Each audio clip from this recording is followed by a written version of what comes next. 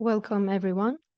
Thank you for joining us today for this exciting and insightful webinar hosted by MSECB. I'm Valona Sulay, the marketing specialist at MSECB, and I'm thrilled to be your host for today's session. In this webinar, we will explore the powerful role of ISO certifications in fostering a culture of continuous improvement within organizations. ISO standards are not just about compliance, they drive sustained growth, innovation, and excellence in an organization's processes. By embedding these standards into the fabric of an organization, businesses can create an environment where continuous improvement is not just encouraged, but actively practiced. Um, as per the webinar agenda, there will be an overview of what ISO certification entails and its significance in fostering continuous organizational improvement. There will also be a discussion on the importance of leadership support and employee engagement in creating a sustainable culture of continuous improvement. The key actions and best practices to initiate the ISO certification process and common pitfalls to avoid. There will also be a Q&A session towards the end of the webinar, so please feel free to submit any questions via the chat box, and we will address them as time permits. For any unanswered questions, we will post them on our website alongside the recording. We are fortunate to have our speakers who will share their expertise and real experiences with you today.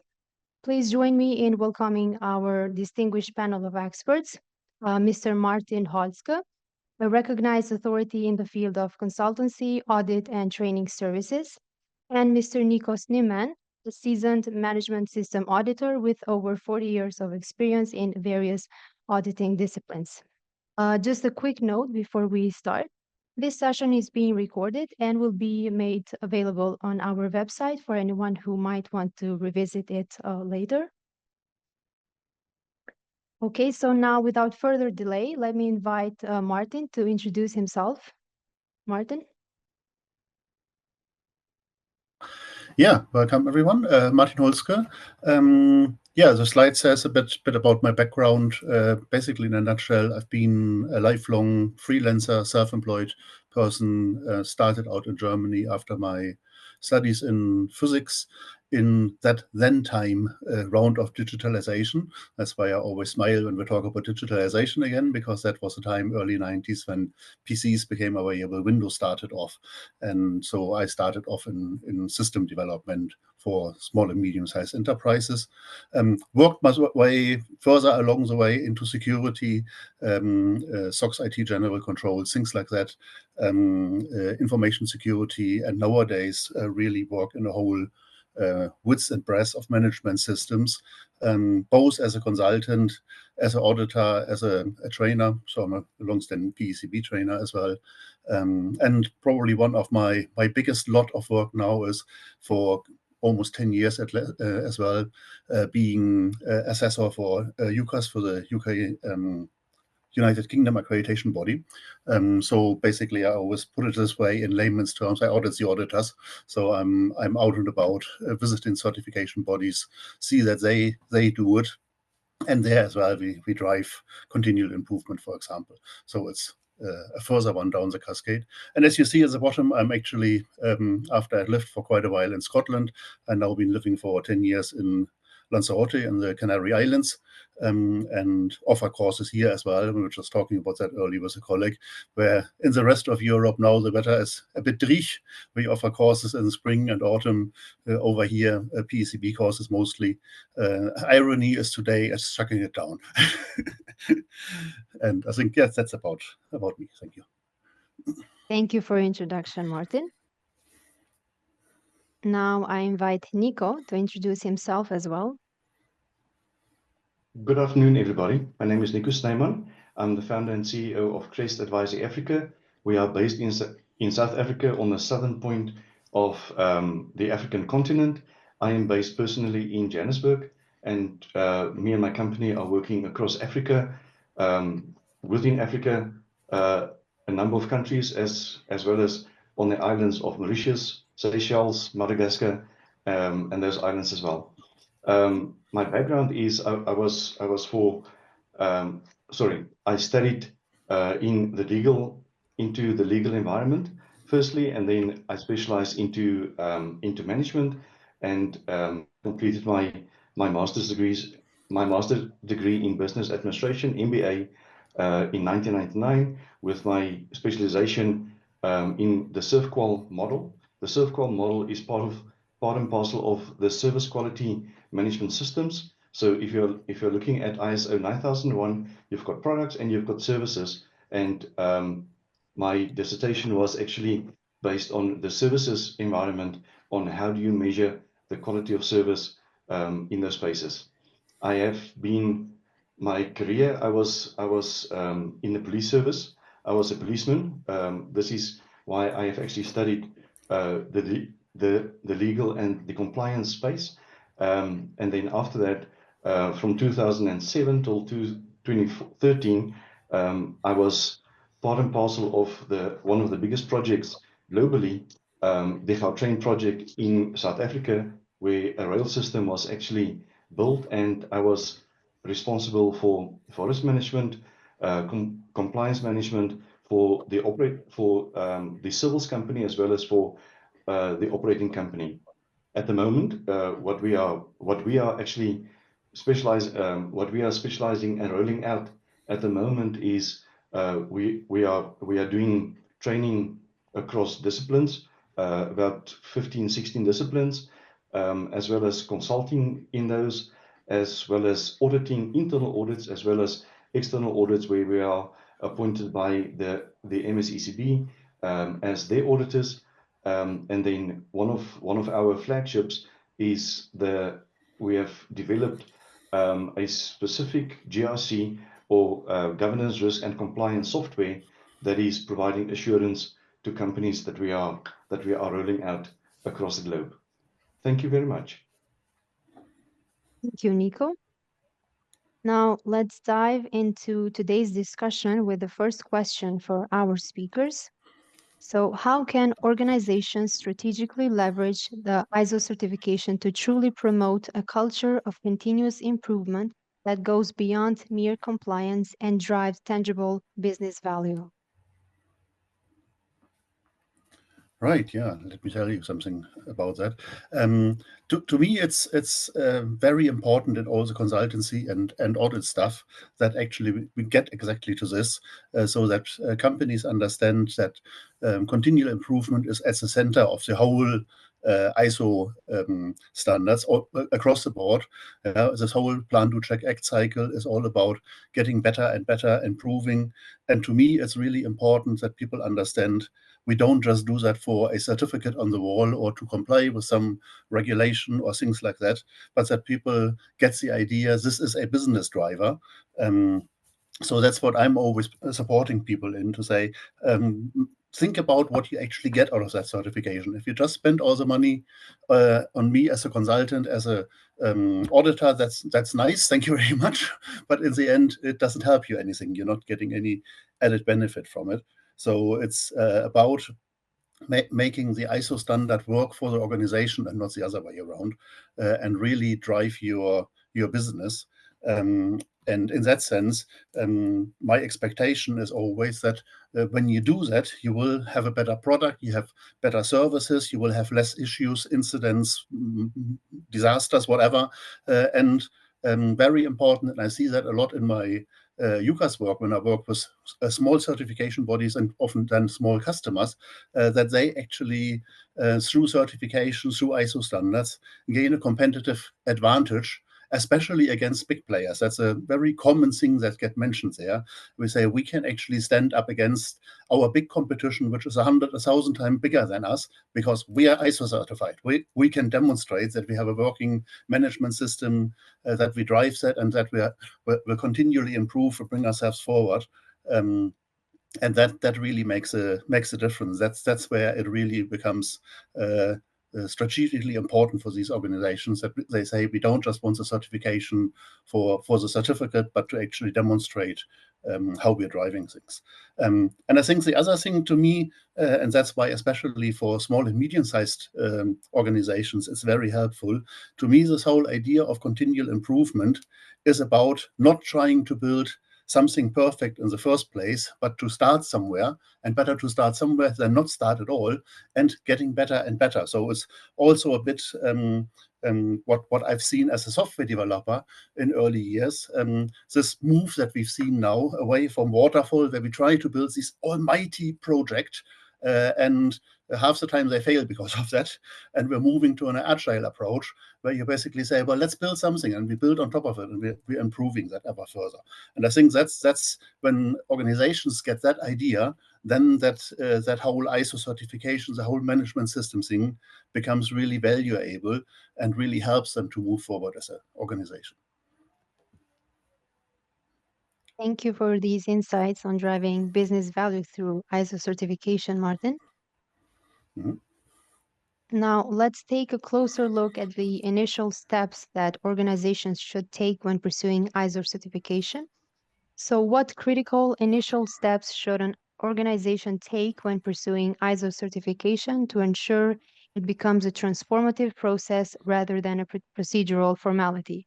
So, how can they anticipate and overcome common challenges along this journey, including integrating ISO with other methodologies like Lean, Six Sigma, or Agile? Okay, thank you. I'm going to answer that, and I'm going to be linking onto Martin, what Martin has actually mentioned as well. First and foremost, if you're starting with an ISO system, if you're starting with any ISO system, you need to have objectives, and your objectives need to be clear.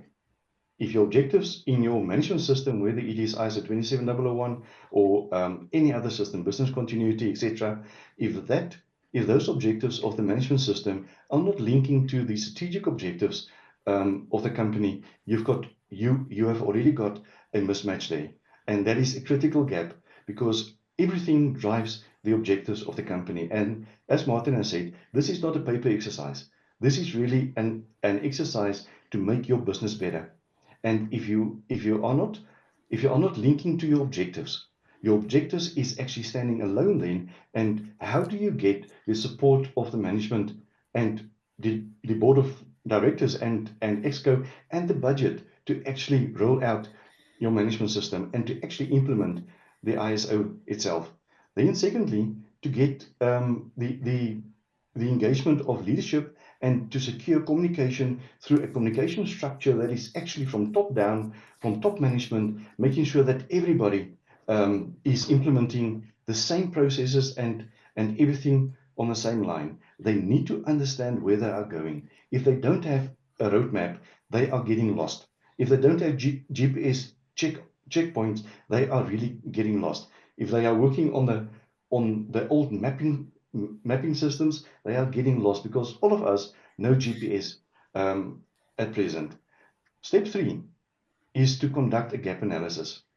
To take the standard, analyze it, put it into an Excel spreadsheet, every environment where you need to require to provide the requirements, where there's a shelf. Conduct that gap analysis, and what we are advising our clients, our consulting clients, our training clients, is that first and foremost, you look at ISO 21827. 21827 is a fantastic capacity maturity model. And the maturity model is based on a 0 to 5 modeling, where you are actually looking at the maturity of the process, the system, the people, etc. And this is what Martin has also said, that you need to start somewhere. You cannot build a perfect system from scratch, not at all. You are always starting, and then for certification, you are actually complying with the minimum standards that you are setting out to comply within the standard, because that gap analysis puts you on either a 2 or a 3 in the maturity modeling itself, and then you are actually driving a 3.5, a 4, a 4.5, a 5, etc. And that is coming over time. Then develop your integration into cross-functional ISO teams, because you are sitting with HR that has to be involved here, communication that has to be involved, risk management function that needs to be involved, internal audit, management, the whole structure of the organization need to be read into the process that you are driving, because everybody is going to benefit from, as Martin said, that certificate there on the wall. That is not the big prize. The big prize is your company is growing and you are driving your organizational objectives. Then invest in training and awareness programs. Absolutely. Training, getting people competent, and using a competence model in terms of, if you're looking at competence ISO 10015, that is a training competence model that you need to be looking at. And that is looking at knowledge, skills, behavior, and the overall context of the organization. And awareness, that has to be done across the business as well. And then establish a project timeline and milestones. You need to drive this as a project, because otherwise people are getting fatigued. Fatigued in implementing ISO, fatigued in compliance management, fatigued in the whole process. And every milestone that you are reaching and that you are successfully completing, celebrate it. Celebrate it, really. Go out, have lunch, have a beer, not on duty, off duty, and then develop your document and your core processes. A master list of documents is super important, because if you're starting with a process of going into the external audit and certification audit, make sure that you are organized. It is the biggest frustration for any auditor. If the auditor is asking questions and the auditee is starting to look around, they don't know where to find anything. Really, that is for me. It is. I can see that person is lost, and the question is, how do I direct that person back now again? Your document management system, yeah, it is a very core principle that you have to have that, because that is your management system. And then lastly, integrate ISO requirements into existing operations. Every risk that you are actually having within your risk registers strategic environment, where you are actually touching any business process, make sure that risk, if you have managed it and mitigated and put in the controls, that is actually updated in your manual and in your processes, because that is what we are looking at. Risk-based ISO auditing is super important. I don't want to have a pile of documents. I want to see that you are managing your risk in this specific management system, and that you are driving the objectives and the strategy of the business, and the business is actually your employer and they are your client. You have to put down the best food that you can. So by following these steps, it is a process. Really, it is a process, and it is a project that is going over into a program. So integration with all the other systems that was mentioned there on top, that is critical. But you need to understand first that where are you coming from? You are driving the objectives of the company. Thank you. Thank you, Nico. Those are great points on starting strong. Now, now that we have covered the foundation, let's discuss the challenges that organizations might face during this journey. So, in building a lasting culture of continuous improvement through ISO certification, how do leadership support, employee involvement, focused training initiatives, and effective communication, both internal and external, interplay? Can you share specific strategies or examples that have proven effective, including ways to engage external stakeholders such as suppliers and customers? Right, yeah. I'm going to continue straight on from where Nico came from, because I think that to me is the first and foremost thing here, which I see in projects over and over again, and I see in audits really dramatically. It's all about leadership. It comes from the top. Yeah? And that's the experience over, even back to my SOX IT General Control days 20 years ago. If any form of management system is done out of goodwill in some middle management, and the top management doesn't care, you can just simply forget it. It will not work. It will not fly. So it's always important for me very early on to get a clear involvement from top management, and basically top management expressing quite clearly into the organization, as Nico said, all the way communicating down the hierarchies. This is important. That is a critical thing for the organization. And it makes totally the difference. I see that every single time when I go somewhere. Audits run really, really smoothly when top management is involved. I've recently had again a few examples where people from top management were sitting through the whole certification audit. Well, you don't need to ask about leadership commitment anymore, but you also can tell it drives the whole situation. It drives the whole audit. You can tell the organization is living that, and it's not just, oh shit, Martin's coming for the audit next week, let's prepare quickly. You can feel that in an audit when actually things are just, especially with surveillance audits, it's kind of done hastily the week or 2 weeks before. Oh, we need to review all the documents, and oh, there was some non-conformity we haven't managed. That shines through in an audit, and it doesn't help the organization. It's missing that point of driving your organization with that. So in that sense, that to me is very important, that it comes from the top, and top management drives the whole thing. That I think that's the first important thing point to make. I think the other thing is what here in the question was put under the subject employee involvement. One thing I've seen over the years is in some companies that people bring in some consultancy company to set up the management system. And what usually then happens is the company gets adapted to the consultancy company, where I say, that's nonsense. It doesn't work. You need to build a management system that fits into the organization. And that means taking people along, involving stuff. I often do implementation support, and my first question is always, what have you already got? How do you do things? How, as an organization, do you tick? It's not for me to give you a standard process how you do certain things that you need in a management system. And of course, you need a whole shed load of processes. But I have, of course, the experience, and I have some templates from which I can work. But then I say, no, let's tweak that it fits into your organization. Again, it's that continual improvement idea behind it, to say it's something that drives you as an organization forward, that you really, really need to do. And the other thing is, by involving people, you get people on board. You break resistance to management systems. In some organizations, you can tell somebody in top management has said, oh, we need that. And nobody really wants to do it. And by getting people on board and say, okay, how do you do that? You probably do things already. If you've been a company that's been established for decades, you've done obviously something right, else you would have gone bust by now.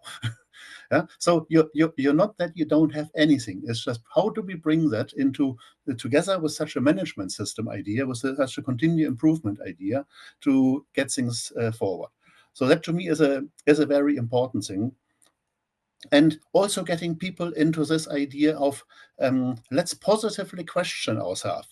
We need to get away from a blame culture, but we need to get to where people say, well, this went okay, this didn't went quite as well. How could we do better? And when I see organizations doing that, they improve their processes along the way, you get a much more mature and much stronger system, and it drives the organization much more positively, rather than what I've seen in some organizations where it's like, oh, well, if the auditor was happy with our system, that's fine. If we don't get a non-conformity, that's great. No, that's the wrong way. Our job as auditors is to put an extra level on. First the internal auditors, then the external auditors. And especially what I do as a UCAS person is the next level up from there. We put another level up on and see, can we help to further drive continual improvement? But it's really something that we need to get in the organization, that people constantly, in a positive way, are on guard and say, is there something just happening here which is not quite how we would like it, and we want to do that better? And I think all these mechanisms, in the same way, then I like to use on the external side. So obviously, very important part what Nico said as well, that link to strategic objectives. In the end, every organization is there to eventually make money. So, and to do that, we need customers. So it's important to also understand what customer expectations are, depending on what kind of management system you do. If it's information security or quality, business continuity, environment, whatsoever, you want to get an idea what's the expectations of your customers. And that's why in the ISO standards, we have that great thing in clause 4 with interested parties and their expectations, because it's so important, because that way we align our management system with the strategic direction of the organization, because we want to win these customers, we want to keep these customers. So it's understanding that, and then according to this, tailor your management system as well. And the same way towards suppliers. Yeah, I'm a great believer of using suppliers in all kind of areas, which is not our core competence as a company, because there's people out there who can do that better than us. So it's getting these suppliers on board and say, basically, what can you offer? How can you help us? This is the kind of objectives that we want to achieve. What can you do to help us with that? Like, many organizations will not be IT experts. If you can get a really good IT provider that helps you and sets you up in that way how you need it, and not, no, you need to adhere to their model, but they basically become facilitators for your management systems that way as well. That will drive things greatly forward and help into this whole continual improvement journey. Thank you. Yeah, thank you, Martin. That was a great overview of how to engage the whole organization. Mhm. Now, let's shift our focus to maintaining momentum after achieving ISO certification. So, what methodologies, key performance indicators, and strategies are most effective for organizations to maintain momentum and continuously enhance their improvement initiatives over the long term? So, what advice would you give to organizations struggling in this area? Thank you for this question.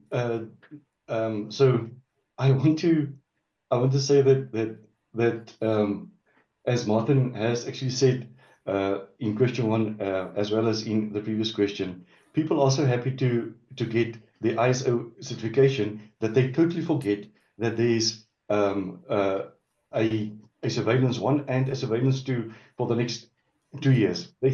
So it is so important that that energy that you have actually put in initially is actually going over into a continuous improvement process. Now, I'm going to address quickly 3 different methodologies. So firstly, I am going to speak about the methodologies for sustained improvement, the PDCA, Lean Six Sigma, as well as the root cause analysis process. Now, the PDCA, everybody knows the PDCA. Every training that is actually put out is speaking about clause 4, clause 5, clause 6, etc., and plan, do, check, and act. And a management system does not start at clause 8. And especially for people that is actually listening, that is coming from the ISO 27001 environment, your management system does not start with Annexure A. That is not your management system. That is just a list of controls, 94 controls that you have to have in place. Your management system is starting with 4.1, where you are analyzing your external and internal context where you are doing your business in. And as Martin has said, 4.2 is about your shareholders. How is your interested parties contributing to everything that you have got there? Now, the PDCA is super important. You need to follow that, and that needs to be an iterative model that needs to be put down with everybody. Everybody needs to understand the PDCA and the importance. And actually, if you're looking at any management system, if you're looking at the PDCA model of any management system, there's about 18, 19 steps. Everybody can know that those 18, 19 steps, from initiating the system to continuous improvement and non-conformities. Root cause analysis. I want to skip Lean Six Sigma and go to root cause analysis first. If you are looking at any company has got incidents, absolutely. Now, those incidents, how are they categorized and how are they actually feeding into the operational risk? That you can identify in your operational risk, where are you going wrong? And if those incidents are continuously occurring in your incident management system, you need to have a root cause analysis process. Now, if you don't know what is a root cause analysis, or people assume that they know, please go to ISO 62740. It's a fantastic model there, and it explains for you everything. But the basic things is that you need to analyze to determine what is your root cause, why did this happen, and how is it actually linking onto your operational risks, your operational objectives. How is it affecting your operational objectives? And then going over into your departmental objectives, and how does that eventually aggregatedly link to the strategic objectives that you've got there. But for that, you need to have a strategy in managing incidents. That is the lowest level of where you can actually have those kind of things. The second one is key performance indicators. Key performance indicators is super important, because you need to manage and you need to have an overview and a finger on every pulse, whether it's operational, tactical, or the strategic levels. So process efficiency metrics is I want to give you an example quickly. We certified a client in Zimbabwe, and the previous years I was asking, show me your KPIs. I want to see how is your KPIs, and the first year they were showing me A, B, and C.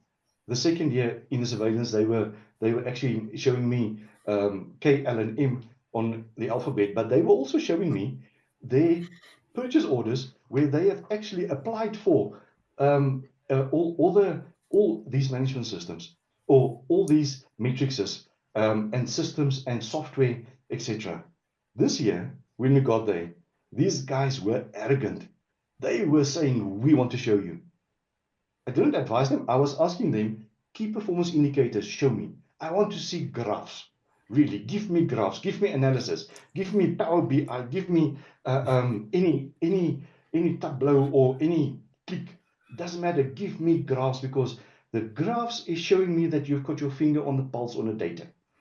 So show me. And they were impressing me for about 2 hours. They were going through every graph, that every control that they have to have, even if it's 114 controls, that they are actually managing those, and they've got the finger on the pulse there, even on the operational risk, the tactical risk, as well as the strategic risk.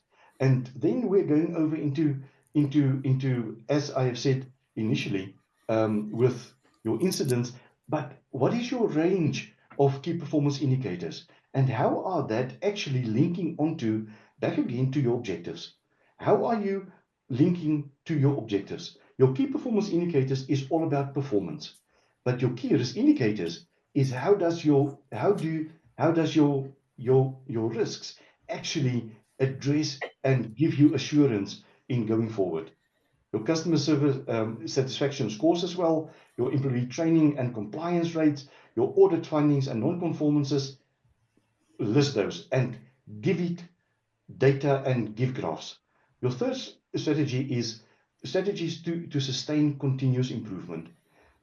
It is useless to have a system that is good in the first year, and in the third year of in your second year of surveillance, the third year of the establishment of that management system, people are getting lost. They don't know, and there are changes in the business, etc. Those things need to be regularly updated. And if there's any changes, your business continuity strategies, whether it is sustainability or succession planning, those kind of things need to be implemented through regular internal and external audits. Performance reviews and benchmarking. Link those things to the performance, to your balance scorecards, to your performance management system that is there, that is implemented everywhere. Employee involvement and empowerment, ongoing training and development. Hell, I cannot over focus on training and development, because the more competent people you have got, the better results you are supposed to get if you are managing those people correctly. And then integrate your continuous improvement into the company's culture. Just remember, when you are starting out with the adoption and the implementation of an ISO system, and please, I am many times saying to people, forget about the abbreviation ISO.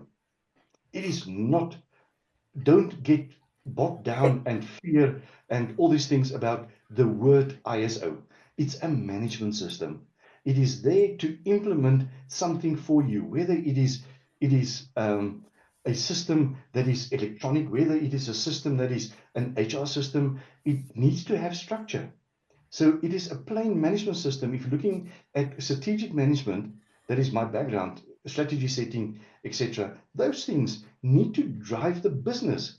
ISO is just a number. You are working with a management system. And because of that, you are actually changing the culture of the company. You are changing the culture of leadership. You are changing the culture of middle management, of operational management, of the lowest level of person, even the cleaner. You need to have that company culture change, and you need to measure it.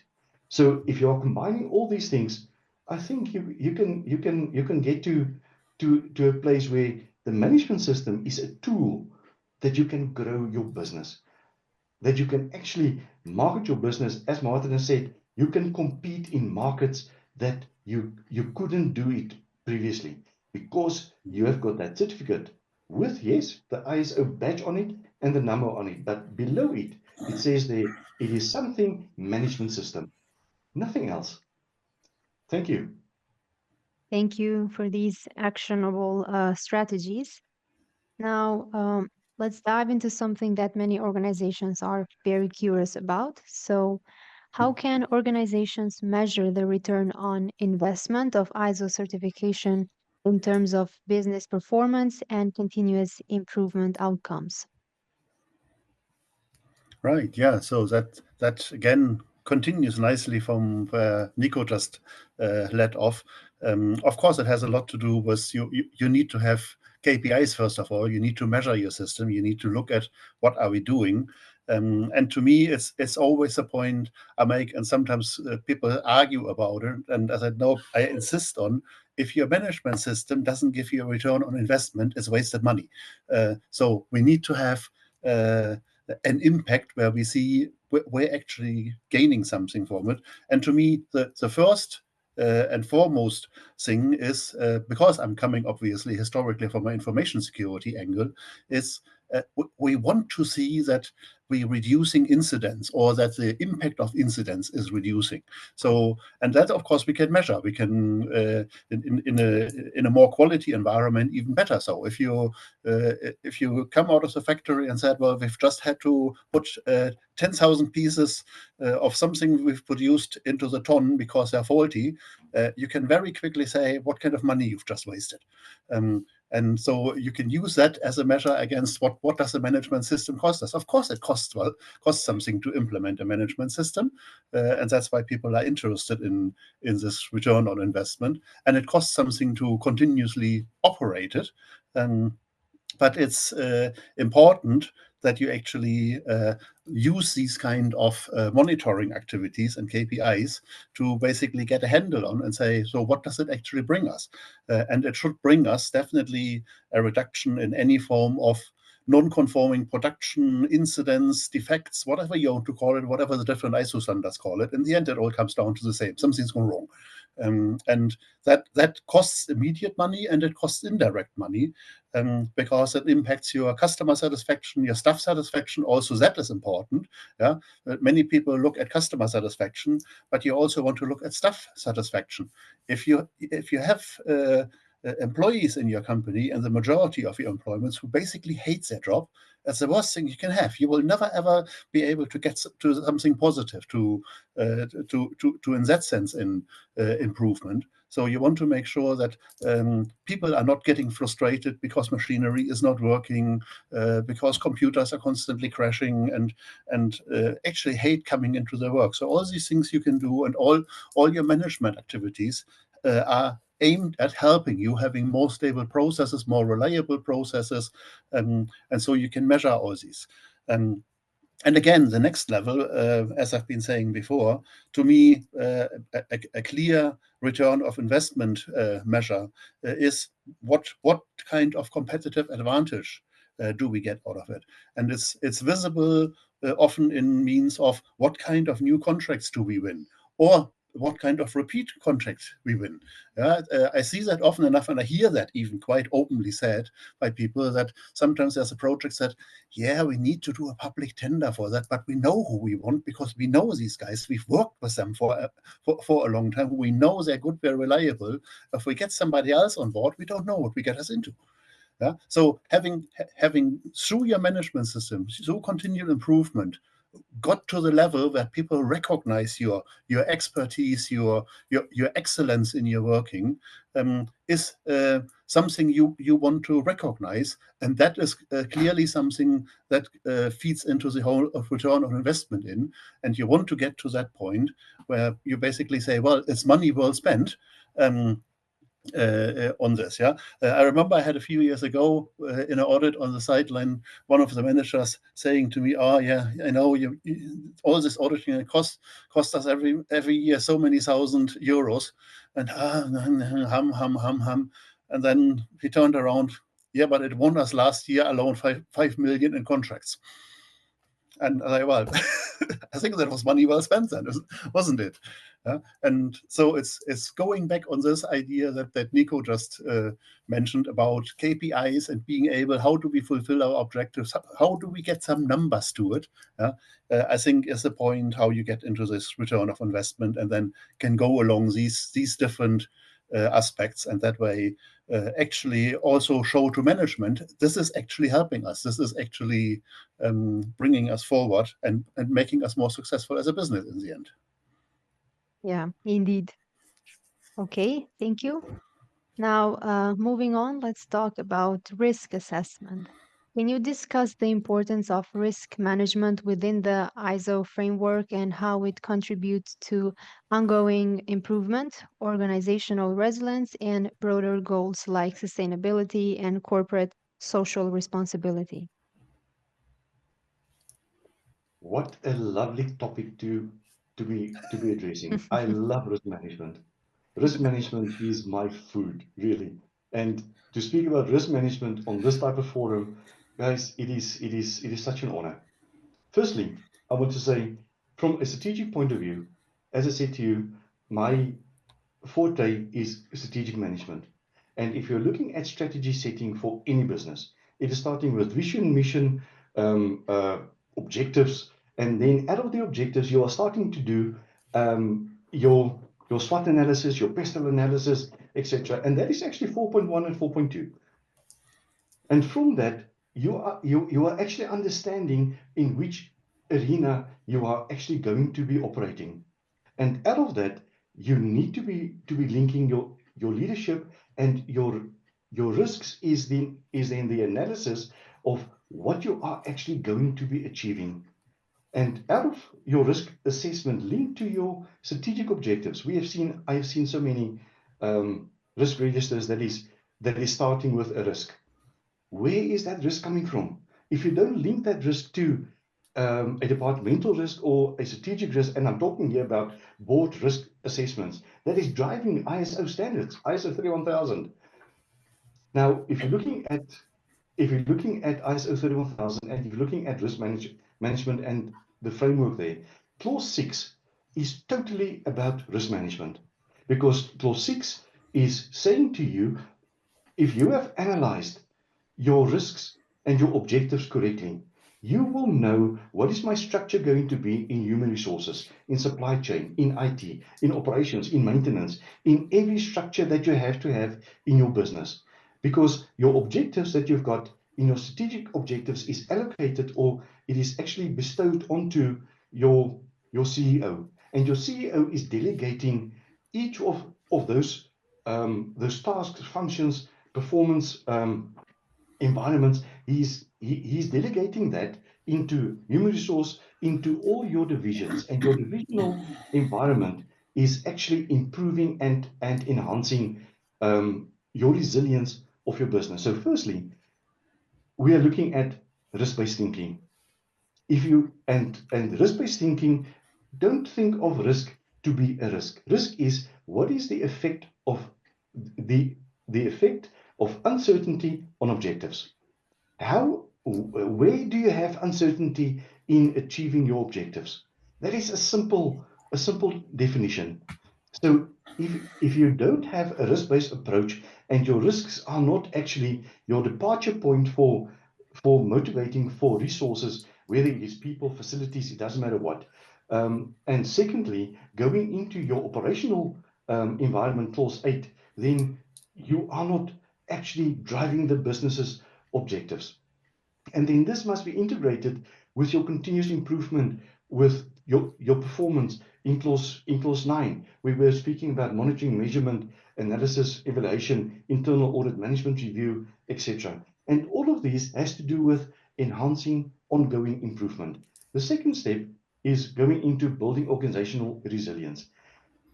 If you know what is your risk, and if you have analyzed it, you know in which area you are, in which environment you are working, and how can you improve that if you didn't analyze it. You need to analyze it to actually understand how do we adapt to the ongoing environment. There's been wars over the places for the last 2 to 3 years. We had COVID, etc. And all those things has changed our corporate environment. It has changed our business environment totally. The question is, if you are still stuck before COVID, I don't think that you are still in business now. If you are not adapting to those organizational changes and environmental changes, whether externally, that is impacting on your internal environment, how can you drive your objectives? A lot of objectives has changed because of COVID, and because of the war in the Ukraine. The inflation globally has spiraled, or has actually increased. And then how do you sustain operational continuity? Your resilience is actually going over into the business continuity space, where you're looking at your business impact analysis. What is that incident that is actually disrupting my environment? How is that analyzed from a business impact analysis point of view? And if you want to have a standard number, it's 22317. Go and look at it. It is a brand new standard that is being issued in 2021. It gives you fantastic guidelines of how to do that, and make sure that you are building operational and organizational resilience. And then going over into support the broader goals of sustainability and CSR. CSR, in my environment, it is corporate social investment, or corporate social responsibility. The green factor in everything is affecting your business. If you cannot say that you have made ethical and responsible decisions, and that you are actually having a part and parcel space in your management system and in your business, especially if it has got the ISO branding that it is being certified with, you need to show that you've got an ethical and responsible decision making. Your corporate governance need to be correct. What you are doing needs to be done correctly. And Martin has spoken in the previous section about the various levels of auditing and etc. You need to create value for a long term, and that needs to start on a level 1 in combined assurance. And that has to do with, how do you get your line managers to actually do the right things? The second level up is your specialists. your quality managers, your environmental managers, your IT managers, how can you cross-pollinate and make sure that everybody is actually having the effect to limit the effect of uncertainty on the objectives? Then you're going into your third level, and this is where companies are making a big fault. They are leaving all the internal audit things for internal audit on level 3. Instead of auditing or actually inspecting that already on the line function, they are waiting for internal audit to actually come in and to do an official audit. And then level 4 has to do with your external audit. Level 5 is fraud examiners. If those guys are coming in, there's big problems in your business. And the last one is the regulators. I can hear Martin laugh here. So if the regulators are coming in because there has been a lot of incidents, a lot of damage, a lot of loss, a lot of everything, or there has been fraud and your reputational, there has been that has been in the news, you are going to be struggling. And risk management is where you are actually preempting that. You are looking at how do we function? How do we make sure that each of those levels is working, that the operational things are not being escalated to the exco, etc. And the last one is promoting a culture of accountability and compliance. Not only compliance, I am doing just the minimum. No, tell me that you are accountable for what you have done and that you are taking the responsibility for it. Don't walk away from it. You have got an obligation, whether it is in the legal space, whether it is in a regulation or an act or a standard that you have voluntarily adopted. You've got a responsibility, and that responsibility is going over into compliance and accountability. And this is where we are linking onto the KPIs and the performance metrics, etc. You need to establish a culture of compliance with the legal and regulatory environment, and secondly, accountability across the organization. Now, if you look at, I have actually mentioned 4 points actually, and those 4 points need to be implemented with risk management to drive your organization's objectives and operations. Thank you. Thank you, Nico, for shedding light on risk management. Now, let's hear about a success story. So, can you share a success story where ISO certification led to significant positive changes in an organization's culture toward continuous improvement? And what were the key factors that contributed to this success? Yeah, more than happy to, and I actually probably could find a whole shed load of them. And I think if it wasn't that, I wouldn't be in that business anymore. Then I would have long done something else. But I want to share with you one very recent, very outstanding experience in that sense. It's been an initial certification audit I did recently for MSECB for a rather small, pretty new organization in the medical market, who do quite an innovative product and service, and they're part of a bigger organization. And even though they've only been around for a few years, and they've started the whole ISO journey about a year ago or so, it was actually absolutely tremendous to see how they've actually been driving themselves forward, including rapid growth. I mean, they've grown in the space of, I think, 2 or 3 years from 5 people to 70 people, which is quite amazing. And I think what really the key factors were with them, and that shone through in the certification audit. And I've really, it's been a long time that I've seen such a positive, successful initial certification audit, because initial certification audit, as we've come on a few times now already, both Nico and me, is you're starting out. It's where the journey starts, and these guys started out on a really tremendously high level already, and the factors to that was really, because you could see that leadership was driving it, both the leadership of that business unit, again, the top manager sat from A to Z through the stage 2 audit. and was contributing to everything. So yeah, they had a consultant as well helping them, but the majority of the talking was that top manager plus their project manager plus the CISO plus the data protection officer, who all were part of the group in going in there. So it was this combination of having a small organization really being eager, really driving the whole thing, and at the same time having really good corporate support to get going with this and moving forward. And it actually throughout the audit transpired more and more that this kind of relatively small unit audit is for them the template, is the test ground to bring the bigger corporation under more certifications.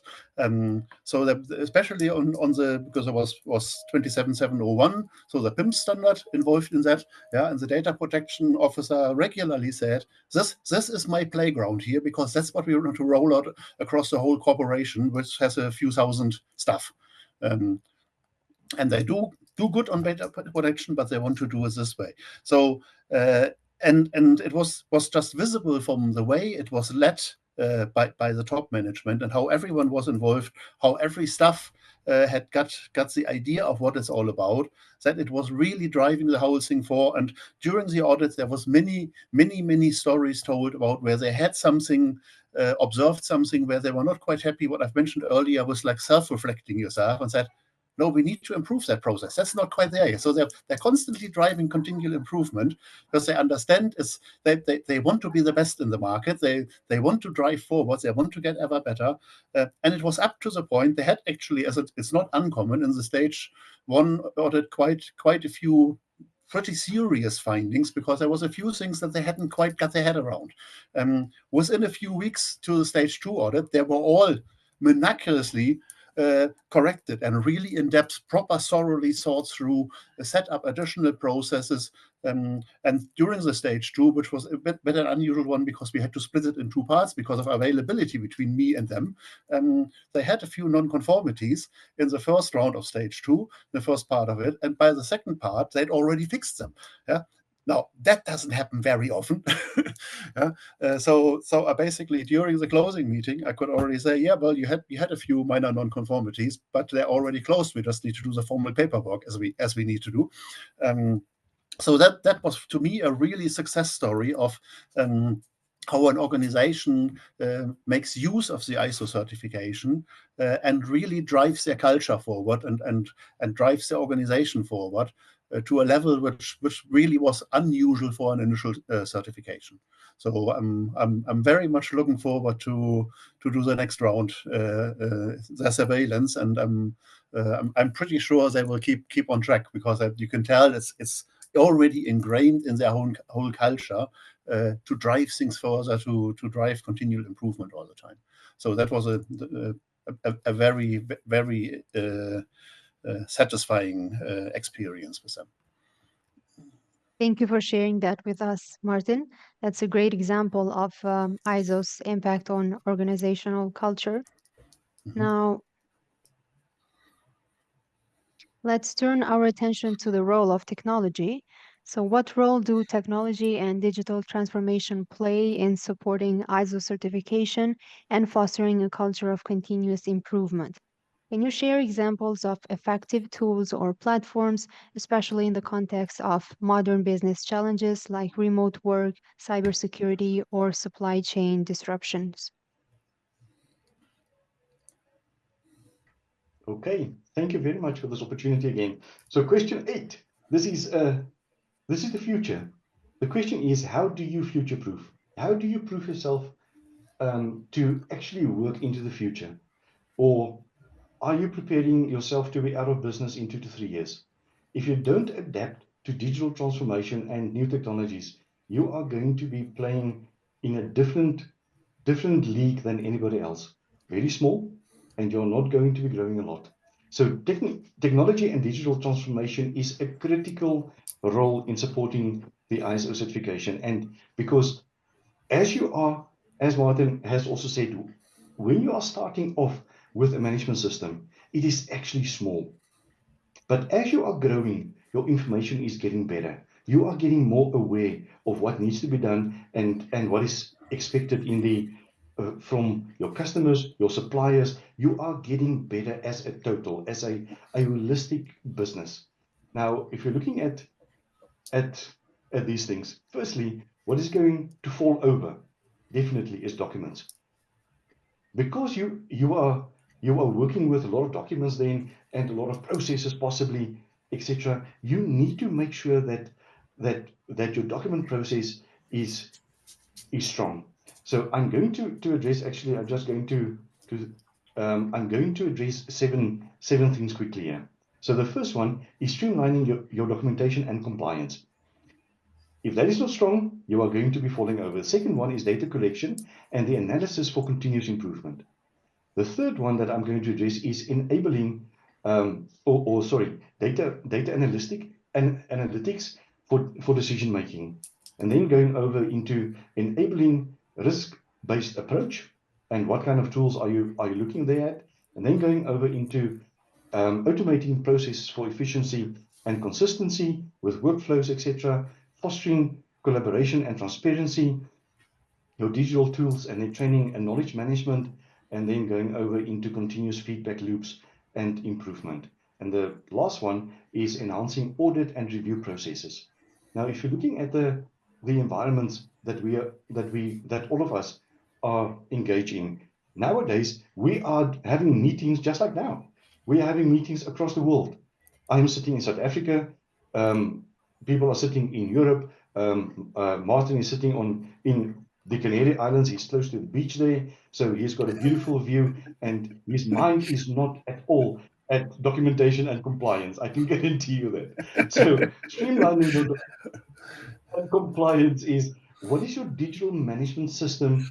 What do you have there? How do you manage every document, and how can you find those documentation if you need it for compliance audits, for regulatory audits? As I said in the previous set, the regulatory audits, your level 6 audits, your automated compliance tracking. How are you doing that? What is your process flows about that? And then going over to data collection and analytics for continuous improvement. What is your real-time data monitoring? Your IoT devices and sensors allowing organizations to monitor your real-time things, everything that you've got there. Data analytics for decision making. How do you use that for decisions? I just want to give you an example quickly here. One of our customers in the mining industry, they were having problems with their mine, that is an open groove mine that is getting flooded because of the environmental changes, etc. And they are in this band of cyclones, and if there's a cyclone over Madagascar going over Mozambique, these guys are drowning in a pit. And they were asking us to conduct for them a business, or actually the simple question was, determine for us a risk appetite and tolerance. Write for us a risk appetite and tolerance statement. And I said, on what? No, on flooding of the pit. So, okay, I need data analytics. And out of that data that we were actually getting, we could map for them everything. We can advise them about the insurance claim, about all the payment out on the insurance claim, about the damages, about anything. But that is all about decision making, because you need to actually manage the money that is making those decisions happening. And if you are not having these kind of tools, how do you make decisions? And you cannot make decisions without a proper, what I was talking in the previous section, risk management system. You need to have that. And those things need to be data-driven decisions. Enabling the risk-based approach. How do you work on your risk management and your scenario analysis and predictive modeling? How do you do that if you don't have data? And you can, with a very, very strong and very clever person, you can possibly do it on Excel, but I don't think so. Then going over to automating processes for efficiency and consistency, your workflow optimization, the robotics process optimizations, etc., and then fostering collaboration and transparency with digital collaboration tools. We are sitting all over the world now, and we have got the same meeting. We don't have to be in the same place anymore. And that has been learned actually from COVID. It was actually a futuristic process that in 2024, 2025, this should be implemented. And now we've got it. We are experts in it. And transparency through dashboards and KPIs. Click on Power BI and you've got it. I will address the systems in the next section, and the training and knowledge management, the same there, and continuous feedback loops and enhancement of audit. The question is, how do you work with this in a remote environment? We've got Microsoft Teams, we've got Slack, we've got man, there's so many tools now in the market that you can do anything there, and you can get lost in all of those tools, especially if you're working with 10, 15, 20 clients, because each of them are working with a different system, whether it is Asana or Trello or Monday.com. It's there. Then also, there's a system analytics platform that is actually our system. We have built it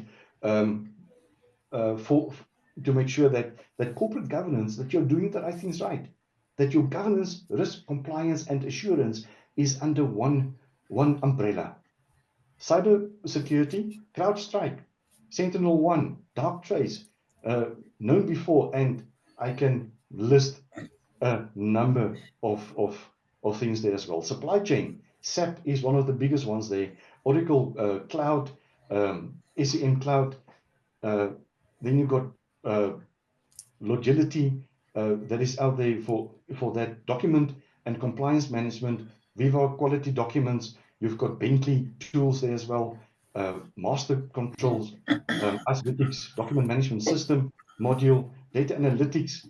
All of us knows this. I have personally worked with Click and ClickSense since about 2005 and 6. Power BI that came in for the Microsoft environment. Tableau, Looker. That is not for the ladies. That is a system, guys. And then risk management, RiskWatch, LogicGate, Analytics, ERMS, and there's a plethora of systems out there. Just make sure that if you are implementing a management system, don't implement an electronic system as well at the same time. People need to know how a management system is working by touching it. If you are overcomplicating it with a system, with an enterprise system or anything, people are actually then focusing on how does the system work, instead of how does the management system actually function, and that you are learning from your ISO journey and process. Thank you. Thank you, Nico, for those examples of technology-driven improvements. So to wrap up this discussion, let's look ahead to the future. What emerging trends or shifts in ISO standards should organizations be aware of to stay ahead in their continuous improvement efforts? And how might these changes impact their strategies and practices? Yeah, I'm going to start on that one. I think one of the things that strikes me most, and it's a trend that's been going on for a few years now, but it's getting more and more, that ISO standards more and more get linked together into regulatory requirements. So we're seeing, especially in Europe, more and more EU regulations coming in that all are worked in a way that either they've basically copy pasted from ISO standards, or they are worked in a way that in an implemented way, any ISO certification, in particular 27001, becoming quite dominant there, is actually used as a form of demonstrating that you're complying with that regulation. So take GDPR, take NIS2 that's coming in for critical infrastructure, DORA that's coming in for resilience in the finance industry, and the line gets longer and longer. And on the one hand, yes, it is an interesting driver for our industry, but my main concern there is that, and I start seeing that with some clients, that it goes away from what we've just been discussing in this whole session here. That it comes down to, oh, we need to comply with NIS2. Let's panic. Let's quickly do something, and the regulators will stand in the door and will punish us. And there's these infamous 20 million or so standing in the door, and so people are rushing this through, and because they're in a panic mode, and we're losing this idea of, well, make it a proper management system, and remember this, start somewhere and build on that, use this continuous improvement loop. And in the end, over time, GDPR has nicely demonstrated that, for example, being on us since 2018. In the end, that has worked for organizations because the regulators appreciate as well that there is challenges. And it's the same as we as auditors have that situation, and regulators tend to work that same way more and more. If they come and look at a company, if they at least can see that you're on a journey and you're doing something, and they're not coming in the door and ask for, let's take GDPR as an example, and it's like, GDPR, what's GDPR? Yeah, then they're actually gonna work with organizations and not be pedantic in a way. So again, with all these regulations, and the driver behind all these regulations is in the end continual improvement as well. There is also a governmental understanding growing that resilience and things like that are important for our whole economy. And so it's not to put more burden on people, but it's really the idea behind it in the end. This is something where we need to bring our economy to the next level if we want to survive. So it's the same kind of continual improvement aspect. And I think we need to be very careful that people don't run away with these regulations and again, just take the regulation out and do the checkbox exercise, but actually get the idea where these regulations come from and what we want to achieve with that, and then use our ISO certifications to actually drive that and support that. And a lot of ISO standards are very helpful. 2701, 22301 for business continuity for these particular areas. And of course, there's other regulations coming in, whether it's food safety, all these kind of things across the board. And it's important to make use of the ISO standards and the ISO certifications to drive compliance with standards, as Nico has multiple times alluded to as well. It's and keep the focus going, and that's a bit my concern at the moment, that it moves the wrong direction if we are not, as professionals in that scene, hold against it and said, no, you use continual improvement as a helper to implement that, because else you have that almighty mountain of regulation in front of us and said, we're never going to make that. Yes, you're going to make it, but it's going to need this continual improvement approach again. Nico, over to you. Okay, thank you, Martin. So, thank you for that input. From my side, I'm going to list just a few things here quickly. So, the emerging trends that is and shifts in the ISO standards is if we're looking at digitalization, sustainability, resilience, risk management, etc. So, firstly, we're looking at increased focus on digital transformation and data management. Absolutely. Martin has talked about it. It is the GDPR. It is the processes of the protection of personal information all over the globe. That is one thing there, as well as going digital. Second one is sustainability and environmental responsibility.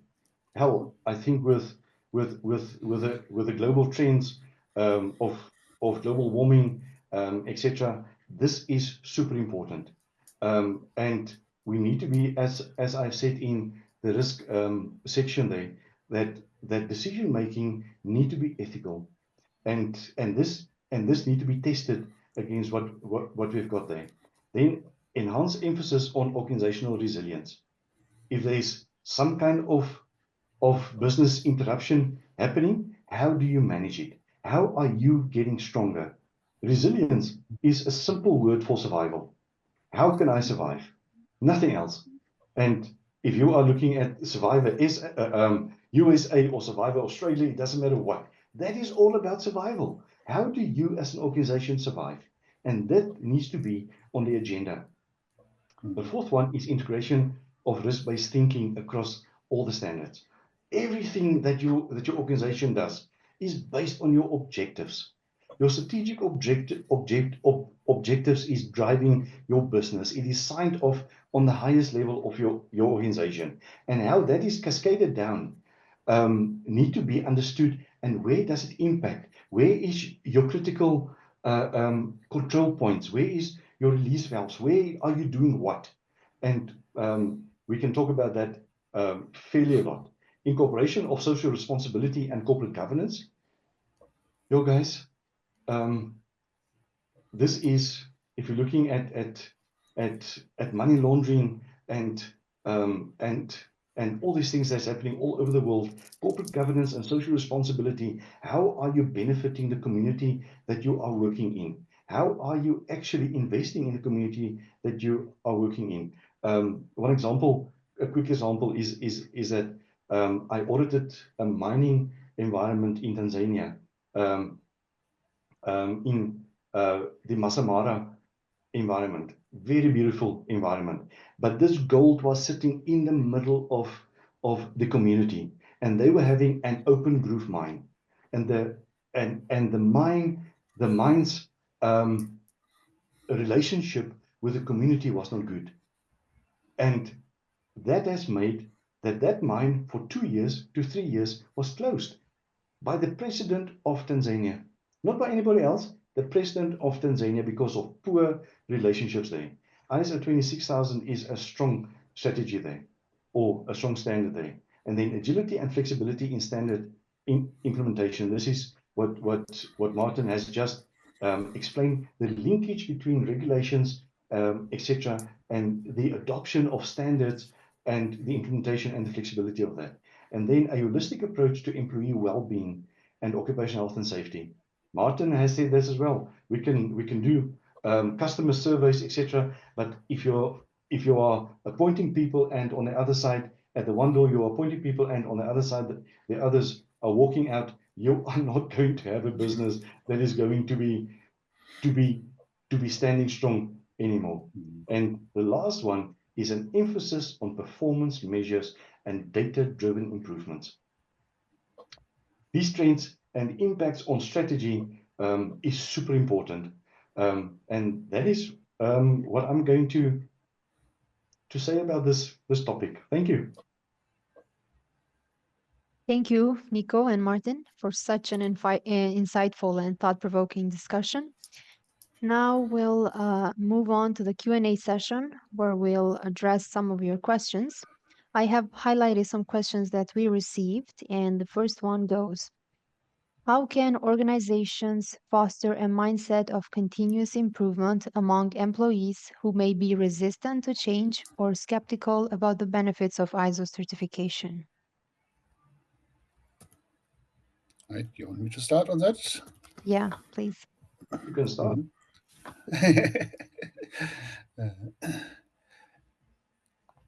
Right, yeah. I think that feeds into one thing I've said earlier. The whole way of running continual improvement in a positive way, engaging people, and so, in my experience, is a way to get people on board. And I've seen that over the years, especially when I first started out, as I said, almost 20 years ago in SOX IT General Controls. There was a lot of resistance, for example, in telecoms industries. And so, because IT people were used to how we do it, because we are great, we know what we're doing. And now we're supposed to do processes and have controls and all these things. It was very important to get these people on board and in the boat, to make them understand that there is actually in it for them, that they can gain something from it. And because when you started talking to them a bit, you realize very quickly not all was as rosy and as shiny as everyone made out. And quite often things were forgotten, or you said, well, was there not an incident last year, or was there one? So bringing in continued improvement to make things more robust, more resilient, having more control around your processes. I've seen quite often that then eventually people come around and said, yes, this is actually making our life easier. And that to me is a whole point of a pragmatic approach to how you do management systems. It's not about stoically implementing a standard. It's about making it work for the organization and understand what's the intention of the standard, what does the standard want, why we are driving it this way, and how can we do that in a way where the organization says, yes, thank you very much, that helps us, that brings us forward. And I think that's the important part. And it's very much, as I said earlier, about involving people, making them part of the journey, explaining to them why you're doing that, and not just say, this is what you need to do, but explain the spirit behind it and the motivation behind it, to that way get people on board. And I've seen that in many a project, in many audits, that people were skeptical or not sure or even resistant, and over time have come around when they've actually started seeing, yes, it helps us as an organization. Thank you, Martin. Sorry. Yeah. Can I just add this? I think it is very important what Martin is saying there. What I have experienced is that usually the people with the biggest resistance has got the biggest influence as well. And if you are implementing a system, you need to have communication drivers. You need to have people that can actually explain to the grassroots levels in what is happening. And if you don't have those identified influencers, and I'm not talking about social media influencers, I'm speaking about influence in your work environment. So appoint those people as a champion, as a process champion, that they are sitting on the forums where you are giving feedback, where you are driving this whole system, because the more they are educated, the more they are actually changing. So education and training and using those influencers is actually super important. So when you are starting out with a management system, if you have got 10 risk champions, make 7 of them positive people. 3 of them get these influences that is negative and get them around the table. Those people are not going to survive the implementation process to be negative. I'm talking about survival of negativity and positivity. They are going to change their attitude in 3 months, 6 months, 5 months, etc. And it doesn't have to take 2 years or 3 years. If they are, the closer they are to the source of the information, the better and the easier you are going to be changing the environment, the understanding, the education, and the communication flow. Thanks. Thank you. Okay, let's have another question. It says, how can small and medium-sized enterprises benefit from ISO certification, especially considering their limited resources? Are there specific strategies they should adopt to make the process more manageable? Good one. Very much at my heart, because I traditionally have always worked more with small, medium-sized organizations, and I get that a lot. And I think it comes down to that kind of pragmatic approach. I remember auditing a small company who had been part of a big multinational monster company, and they had inherited processes from there, and that they were under some certification, but they've actually never been audited ever in years. So initially they said, well, we continue these processes because we're kind of used to from a corporate level, and they had a change management process which was 150 pages. No. Yeah, KISS principle, keep it sweet and simple. Yeah, that's what I always do when I go into small organization. You need less documentation, especially when you have quite stable organizations where where people are competent and know what they do. You don't want to overcomplicate your processes. Again, it's important to get people on board, that you do it in the organization and don't build parallel universe where people can't associate with.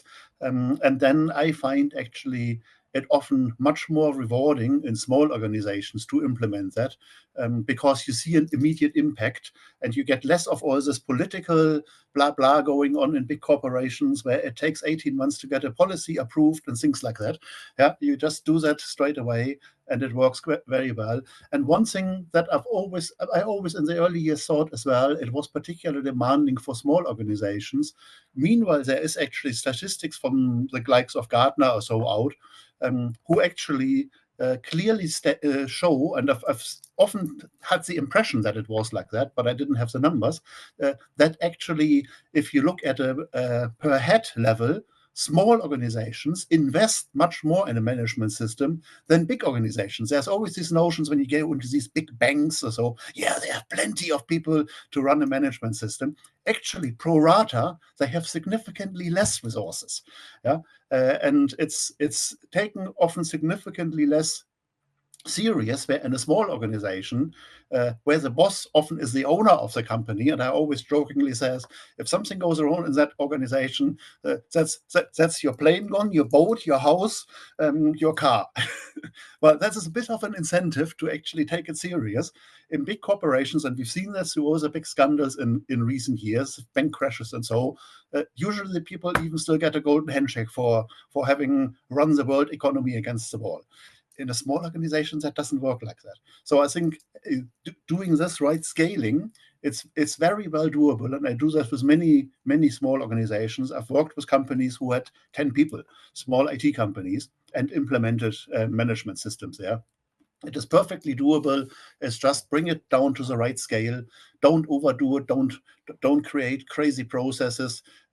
Adjust them to it, what the organization needs, and you can easily satisfy standards. There is no need to do an ISO 9000 light or an ISO 27001 light, or these kind of ideas that are sometimes floating in the market. Because the beauty of ISO standards is that it tells you what we need to achieve, but it deliberately doesn't tell you how. Because that's the whole idea behind the ISO management systems, that it's a scalable system. So in that sense, bringing it to that level for a small organization is, in my experience, very well doable and very, very rewarding as well. Okay, I want to say Nico? that thank you. I want to say that there's a difference between a small and medium organization and young and old organizations. Because young and old organizations are established behavior. It is established culture. It is established things. Whether you are big or small, it doesn't matter. As Martin has alluded to, we were actually auditing one of the big banks here in Africa, and this big bank, I was thinking, they must be on the ball. Oh my goodness, they fell apart with objectives. Oof. Where are you walking to? Where are you working to? Whereas if you are starting with an organization that is young, whether they are small, medium, doesn't matter. When they are young, they are still flexible. They are still growing. They are still setting up. And if the culture is already starting to be implementing the correct strategies and the correct guidance that ISO is actually, or management system implementation is actually providing you. And then I'm actually talking, if you are working with IT, let them study the ISO 27001. If you're working with risk management, 31000. If you're working with supply chain, 28000. If you're working with security, 18, and everybody will be having the same language, really, because everybody will be on clause 4, clause 4.1, 4.2, 4.3, until they are getting their structure right. Because you are thinking that when you are appointing people, that this guy knows a management system. No, he's just competent in his job. He doesn't know management systems. They need to be exposed to management system and the structure that management systems are giving them.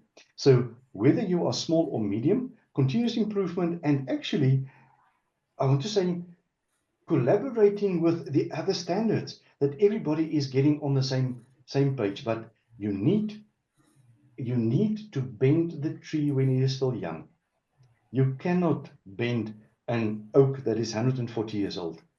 It is going to take a lot of time, and that boat is going to sail very slow. So that is my answer on this one. Thank you for your answers. Now, we do have some other questions, but as we are past the time limit for the unanswered questions, we'll make sure to answer them and to post them on our website alongside the recording. Thank you once again to our speakers for this incredible discussion or webinar. Thank you for taking the time and being with us today. Thank you to our audience for signing in. For more updates on our upcoming webinars, please be sure to follow us on LinkedIn and Facebook. Have a great day ahead and goodbye. Thank you. Thank you. Thank you, everyone. Bye-bye. Bye.